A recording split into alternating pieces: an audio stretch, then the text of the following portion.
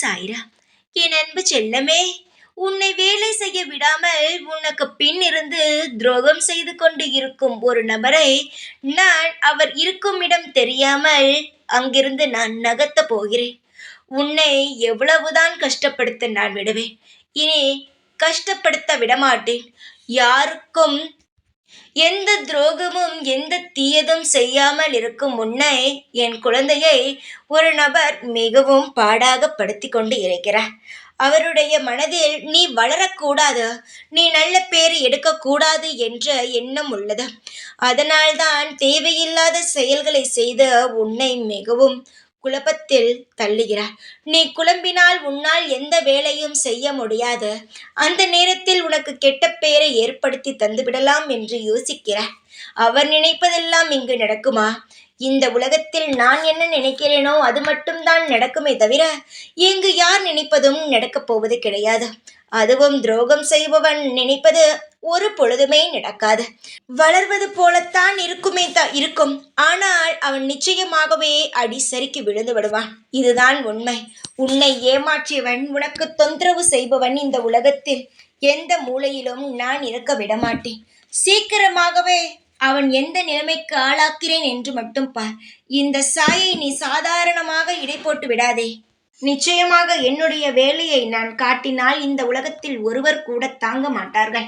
உன்னுடைய வாழ்க்கையில் கை வைத்தவனை எப்பொழுதும் நான் அவனை உச்சத்தை அடைய விடமாட்டேன். உன்னுடைய அனைத்து கஷ்டங்களும் இன்றுடன் முடிந்து உன்னுடைய வாழ்க்கையோ மிக பிரகாசமான இடத்தை பார்க்க உள்ளது. என்னை நீ வணங்கிவிட்டாய். உன்னை காப்பாற்றுவது என்னுடைய கடமை. இனி நீ தைரியமாக இருக்க வேண்டும். எப்பொழுது உன்னுடைய நிலையோ இப்பொழுது முழுதாக சரியில்லை. ஏதேதோ நினைத்து கொண்டு தவறான முடிவுகளை எடுத்துக்கொண்டு இருக்கிறாய். அன்பு குழந்தையே, நீ விழுந்து கிடக்கும் பொழுது கண்ட நகைச்சித்த கண்கள் நீ எழுந்து ஜெயிப்பதையும் கண்டிப்பாக பார்க்க செய்வேன்.